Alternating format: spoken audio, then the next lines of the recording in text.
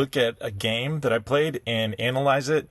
Good for you intermediate and beginner players, and for you advanced players, you can laugh at me as I'm trying to dig my way out of my bad rating hole. I'm also going to look at James 5 verse 9 and a little bit around it about the halfway point of this video. You can skip to that if you want to, and do the Bible study, but please don't do the chess and skip the Bible study. The Bible study is going to help you play chess in life by having the right thoughts and moves in your head, and in this case, understanding how justice and injustice works and how we should respond to it. And this is, I guess, all the way book up until right here. Let me go ahead. This is our verse real quick, James 5:9. Don't grumble against one another, brothers and sisters, or you will be judged. The judge is standing at the door. So we'll come back to that in a minute. But for now, London opening, the Queen's Pawn opening, and then when it opens up like this, I like to try to get in on this king. So you can see that I had a battering ram up here, and it doesn't like this move by me because it knows, I think what I can learn from this is it knows that this knight can come here and chase this away.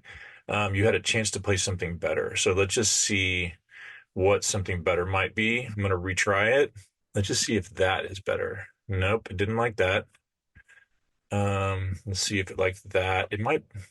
Okay, it says that's excellent because it develops the knight off of its starting square, get it into the action. So that's one of the principles of going from beginner to intermediate chess, is to get all of your knights and bishops off the back row. Okay, let's just see what it says is the best move. Okay, interesting. Why? I think you can dive deeper, but let's just keep going here. So it's going to go back to the game we had. I had to pull my bishop back or lose it. He pushes my queen off of its spot. So I'm no longer as happy with this. This is not a vulnerable spot. And so that's probably one of the just inaccuracies. It shows that right now, just a very slight advantage to black. And that's probably because I wasted some moves there. Okay, so he's going after that. Bishop, I don't mind losing it, but not at that spot, please. So, why do we go from, yeah, it's just fluctuating slightly here. So at this point, it gives me just a very slight advantage. Okay, I think it's bishop to d2. Yeah, it's very happy with that. It says it's the best move. Again, getting it off the back rank. Okay, it doesn't like that. This might cause you trouble. Yeah, let's see what it thinks is the best move. Maybe castling the other way. Okay, I'm not sure why. But it didn't like. I'm surprised it wasn't okay with castling. All right, so we'll go best, and we'll go next. All right, so unpack that just a little bit more. So after I did castle, and then he comes down and tries to force my bishop out of its space, but I'm able to take his knight. It likes that. This is a way to win material. Let's see if I actually did win material here. Oh, okay. Yeah, okay. So it likes that. It's a great move. Now your opponent can't stop you from winning a knight if you make the right moves. And the question is, did I make the right moves? So he's pinned here and pinned here. So it's really a great spot for me, and I knew it, but I wasn't 100% sure how to develop the let's see what it didn't like what he moved. Opportunity to attack a pawn chain.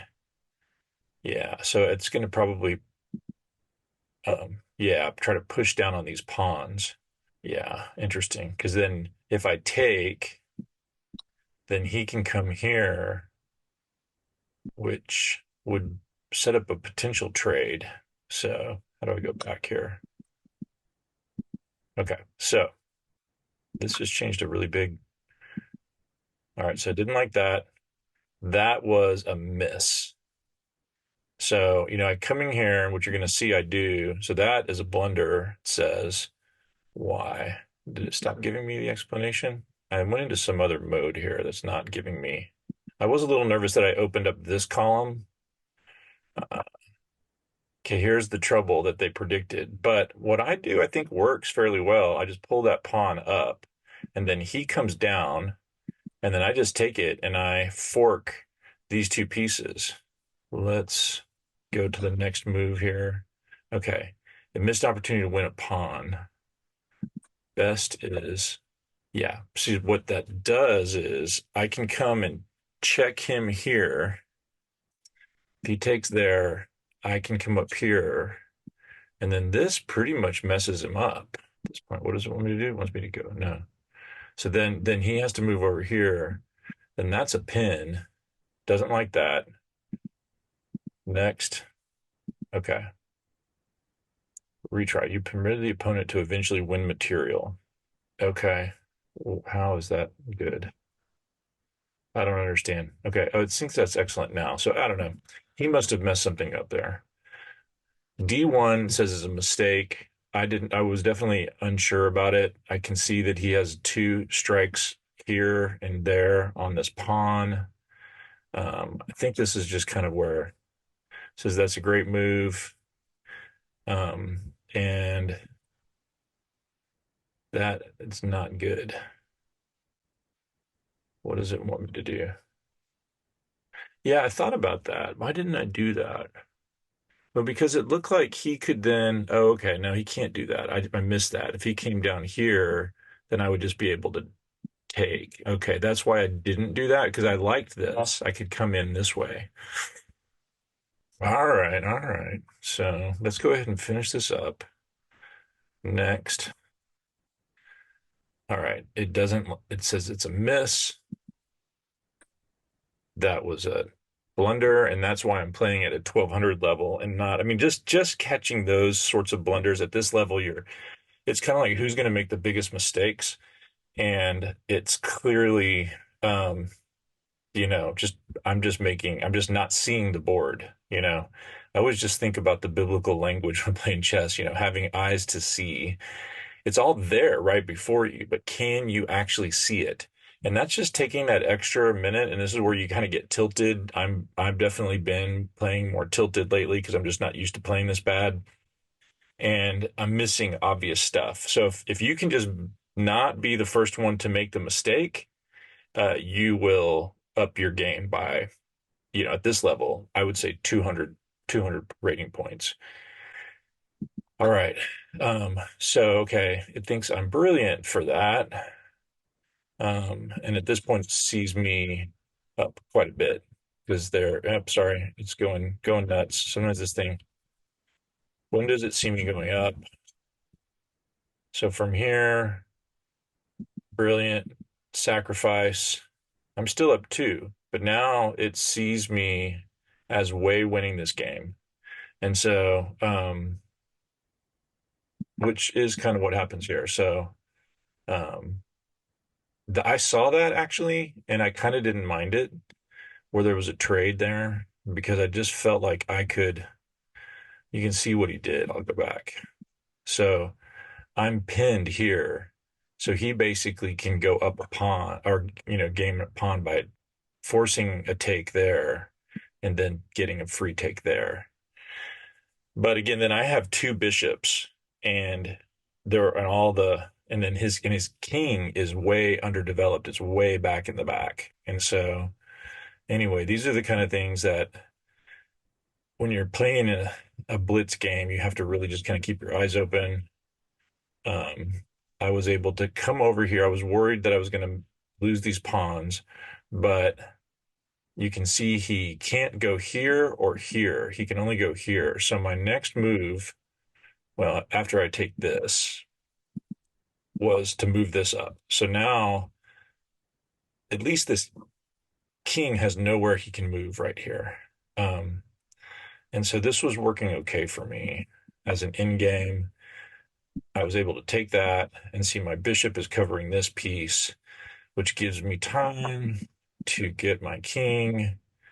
And then I just take that, and now it's just mopping it up. Now let's look at this, what kind of almost feels like a random verse in James, but I love random verses. And one of the reasons that I love them is if you can make sense of what they're doing, they typically give you something. Don't grumble against one another. Don't grumble against one another, brothers and sisters, or you will be judged. James talks about judgment. He talks about not judging, actually.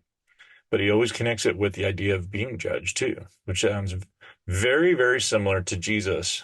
James, if you really give a read of the Sermon on the Mount and then come back to James, you'll start to, especially if you read them deeply or you've, close to memorized the Sermon on the Mount or James, and then you go read the other one, it's almost kind of like putting on 3D glasses and you begin to see things. So let's go to Logos Bible software and look at the verse in its context a little bit. James is 5 chapters. This is getting close to the end of the book, the end of the 5th chapter. Give that an underline. Let's just first do a little word search on this word stenazo, to grumble. Here it's translated most of the time in the New Testament groan, but based on its context here, we have grumble, burden, or deep sigh. So in this case, let's see how many times it's used for grumble. Okay, it's just this one time, stenazo. Any guesses on where it might say groan? I guess Romans 8:23. And this is interesting, 2 Corinthians 5. So Romans 8, where the creation is groaning, and then 2 Corinthians 5 has a similar thing about humans groaning in our state of mortality, waiting for redemption and the resurrected body. So don't grumble against one another, brothers and sisters. Let's go back and look at the Greek text. Or you will be judged. Subjunctive mood, second person plural. Behold, idu, behold. So here it has the exclamation mark. I remember because I memorized James in the NASB back like 30 years ago when I was working construction, holding a sign as a flagger sometimes on streets with no traffic. So I just sat there and memorized scripture in Lake Tahoe. Behold, it says in the NASB, the judge, pro ton thuron estekan, the judge before the door is standing. So this ha krites, the judge, and rightly in the NIV and with all the biblical context, of course, the judge is God, so it's capitalized it, is standing at the door. He's before the door. He's right before the door. And I just want to look a little bit at, this, first of all, in its immediate context and the biblical context. So be patient then, brothers and sisters, until the Lord's coming. Okay. So up here we have this idea of an oppressed, from 5:1 to 5:6, we have the idea of this oppressed working class people who are being exploited through lack of timely paychecks, powerless people, and they're crying out to the Lord of hosts. And then there's this command to be patient until the Lord's coming. Okay, so the Lord's coming is connected to the idea of the judge standing at the door. It's interesting, patient for what in this context? Is it talking possibly about being patient for the judge to come? Possibly the judge who is going to set aright this justice situation. Then there's this imagery about patient waiting. See how the farmer waits for the land to yield its valuable crop, patiently waiting for the autumn and spring rains. And then it says, you too be patient and stand firm because the Lord's coming is near. And in a day of injustice, I don't think that the takeaway is to not be out actively fighting for justice. I mean, clearly the Bible commends that, fighting for justice, being active to seek justice and righteousness and to give mercy and to be benevolent and to give to the weak and to the poor. But there's also a sense of waiting for that righteousness, inherently connected to the return of Christ, the second coming of Christ, the judge who is standing right at the door. So don't grumble against one another, brothers or sisters, or you will be judged. The judge is standing at the door. Grumbling about what based on this context? Again, the context below the verse, looking up, looking down, brothers and sisters, as an example of patience in the face of suffering, take the prophets who spoke in the name of the Lord. Okay, so again, suffering and had patience in the face of suffering. Yeah, that's an interesting word. It looks like one that doesn't show up very often. Yeah. Kakopatheia, pathios, like to the passion, and kakos, like bad. I think it might be where the word, I don't know if you're we use the word caca. I think that might be from my Czech heritage. I'm not sure, but if it is, it's connected to the Greek, like poop or bad. So this is probably just used this one time here. Kakopathia, yeah, James 5:10. But you can see what I'm always looking for in this is so suffer misfortune is basically the same word, but it's the verb. So though I might disregard a bunch of these other words because though they have common roots, like to suffer with someone or whatever, sum pasco, suffer with, when it's just the verb form of the same word, I'm going to pay more attention to it. So that kakopatheo, not the noun, it does appear several times. So suffering harm, 2 Timothy 2:9, for which I'm suffering even to the point of being chained like a criminal. So that's a clear parallel to something that needs to be patiently endured. And then in 1 Timothy 4:5, but you keep your head in all situations, endure hardship, do the work of an evangelist, discharge all the duties of your ministry. So, even the connection here between 1 Timothy 2 and 4, this idea of evangelizing in the context of chains and persecution and imprisonment. And then this is interesting. Okay, jackpot. James 5:13 is is the other time this is used. This is why I do these little searches.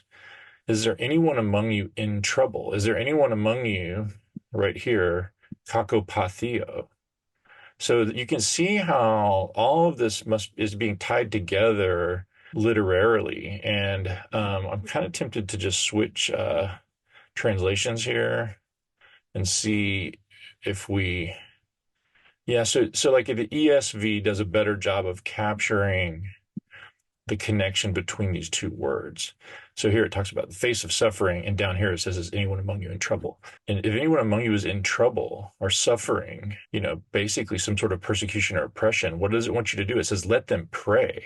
We are to cry out to God. That's this patience, this like patient prayer, perseverance that Job had. God, who is full of compassion and mercy, is like right at the door.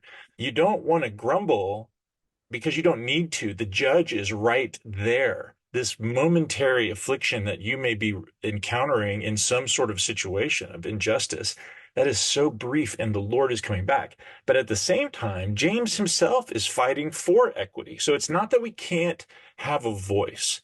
I mean, James himself tells the rich people who are oppressing people to weep and wail, it says here. It says in chapter 2 that you are to make no partiality. You're not supposed to be an observer of faces, I think is what the Greek says, and to make the poor sit in a bad spot and the rich in a good spot, or those who have class or those who are cool or whatever the thing is for today.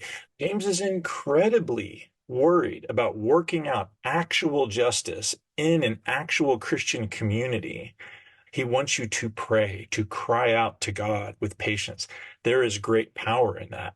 Working equity inside the church and really focusing on that, crying out for equity to the Lord and realizing that He is right at the door, both to check our own behavior, but also to put the injustice that we experience in its right perspective.